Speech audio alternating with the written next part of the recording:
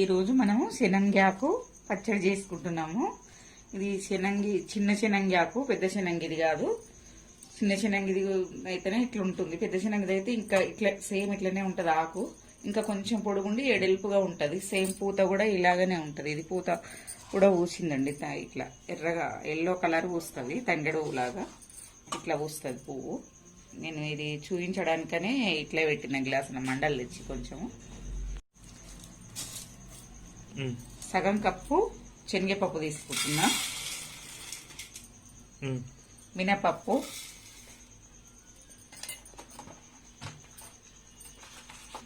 పావు కప్పు ధనియాలు, ఒక చెంచా చెంచా ఉంటది కదా దాంతో చెంచాడు జీలకర్ర, ఒక పావు చెంచా మెంతులు, చిన్న చెంచాతో ఒక చెంచా తీసుకున్నాను. చింతపండు 200 గ్రాముల చింతపండు పడుతుందండి. ఇంత ఆకు ఉంటుంది కదా, పావు కేజీకి కొంచెం తక్కువ, 50 గ్రాములు తక్కువ, పావు కేజీ వేసుకుంటున్నాను చింతపండు. అలాగే ఎండుమిరపకాయలు కూడా అండి, ఎండుమిరపకాయలు కూడా 200 గ్రాములు తీసుకున్నాను. చింతపండు ఎంత తీసుకున్నానో మిరపకాయలు కూడా అంత తీసుకున్నా. బెల్లము ఒక హాఫ్ కప్పు తీసుకున్నాను, చిన్న కప్పుతోని. కావాలంటే మీరు తీపి ఎక్కువ తింటాం అనుకుంటే స్వీటు బెల్లం ఈ కప్పడి కూడా వేసుకోవచ్చండి. ఆకు కూడా 200 గ్రాములు ఉంటుంది. కడుక్కుందాం దీన్ని ఇప్పుడు. కడిగి ఆకుకోవాలి. ఆకు కడిగి ఇలాంటి జల్లి దాంట్లో వేసుకోవాలండి.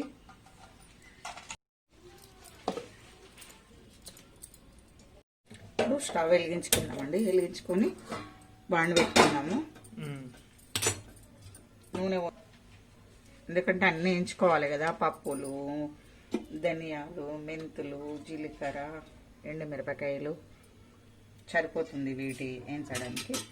ఫస్ట్ శనగపప్పు వేసుకున్నాము. శనగపప్పు కొంచెం, ఎందుకంటే దొడ్డుగా ఉంటుంది కదా, పెద్దగా కొద్దిగా వేగడానికి టైం పడుతుంది కాబట్టి ముందుగా శనగపప్పు తీసుకోవాలి. అది కొంచెం వేగినట్టుగా మినపప్పు వేసుకోవాలి.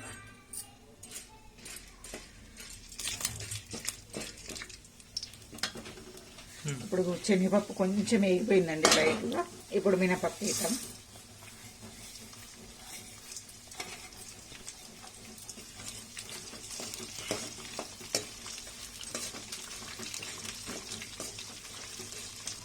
ఇప్పుడు మెంతులు, ధనియాలు, జీలకర్ర వేసేసుకుంటున్నాను.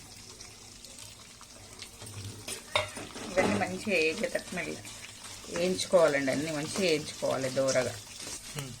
ఇవి ఇప్పుడు కొంచెం వేగిపోయాయండి, దూరగా అవుతున్నాయి. స్టవ్ సిమ్లో పెట్టుకుందాము, మాడతాయి. ఇప్పుడు నేను మీకు ముందుగా చూపించలేదు నువ్వులు కూడా ఒక హాఫ్ కప్పు తీసుకోవాలి. అవి వేగినాక వేసుకోవాలి నువ్వులు, ఎందుకంటే తొందరగా వేగుతాయి కదా, నువ్వులు చిన్నగా ఉంటాయి కదా. ఇప్పుడు దీంట్లోనే ఎండుమిరపకాయలు వేసుకుందాము. అవి కొంచెం వేగిపోయినాయి కనుక వేసుకోవాలి. ముందుగా వేసుకుంటే నల్ల పడిపోతాయి.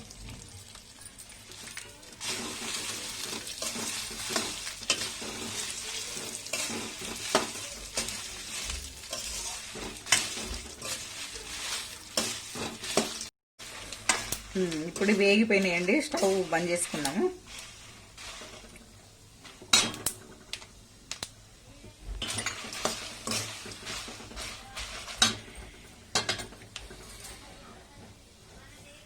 తీసుకున్నాము. ఇవి మళ్ళీ ఆకు వేయించుకోవాలి కదా.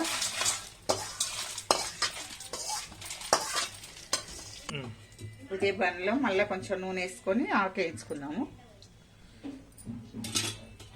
కడిగి పెట్టుకున్నాం కదా ఈ ఆకు, శనంగి ఆకు.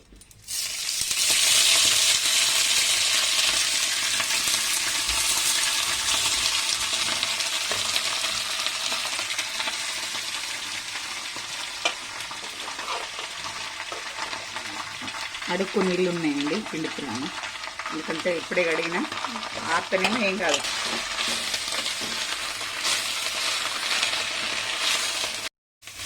ఆకు వేగిపోయిందండి, ఉడికిపోయింది. కొంచెం తడిగా ఉన్నందుకు మెత్తగా ఉంది, ఉడికిపోయింది కూడా ఆల్రెడీ.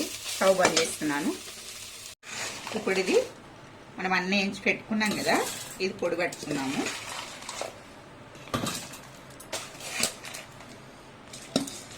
తిప్పుకుంటా వేసి మరీ పొడి వచ్చినట్టుగా పట్టేది.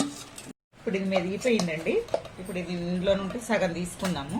సగం వేరే పచ్చ పక్క పట్టుకున్నాము. ఆకేసి కట్టుకోవాలి కదా.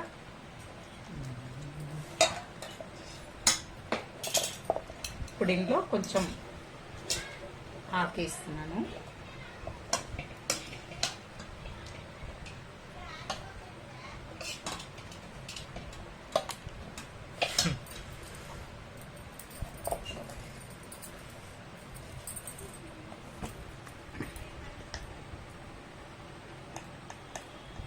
పసుపు ఇంకొక వైపు కూడా వేసుకోవాలి కదా.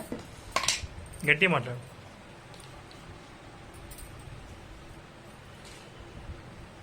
ఒక చెంచా సగం ఉప్పు, మనం ముందుగా తరిగి పెట్టుకున్నాం కదా బెల్లం సగం, చింతపండు మనం ముందుగా నానబెట్టుకున్నాం కదా, ఈ నారంతా తీసుకోవాలి. నానబెట్టినందుకు నార మంచిగానే వెళ్తుంది, ఏం కదా, ఇట్లా అనగానే వెళ్ళేస్తుంది. మీరు ముందుగానే తీసుకొని నానబెట్టుకోవచ్చు. నేను అట్లనే నానబెట్టాను. సగం చింతపండు వేస్తున్నాను నార తీసి పెట్టుకున్నది, ఇంకా సగం ఇంకొక వాయి పడతాను అంతా. ఇప్పుడు దీన్ని మిక్సీ పట్టుకోవాలి మళ్ళీ. అంతే విధంగా మిక్సీ పట్టుకోవాలండి. కొంచెం ఆకాకే ఉండాలి, మెత్తగా పట్టద్దు. కచ్చపక్క పట్టుకుంటేనే టేస్ట్ మంచిగా ఉంటుంది. దీని మీద చిన్న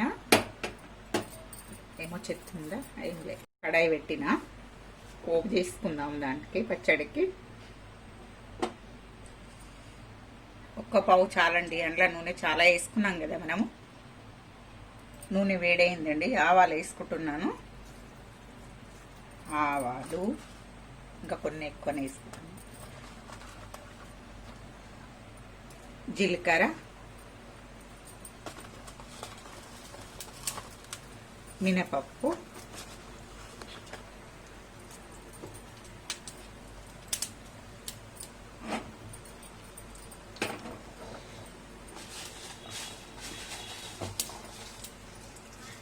మిరపకాయ గింజలు,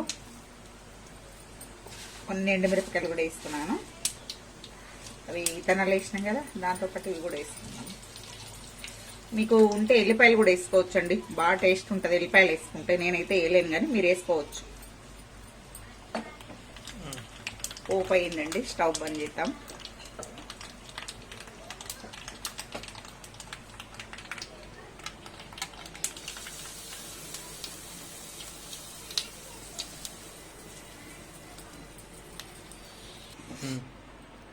శనగకి పచ్చడి రెడీ అండి.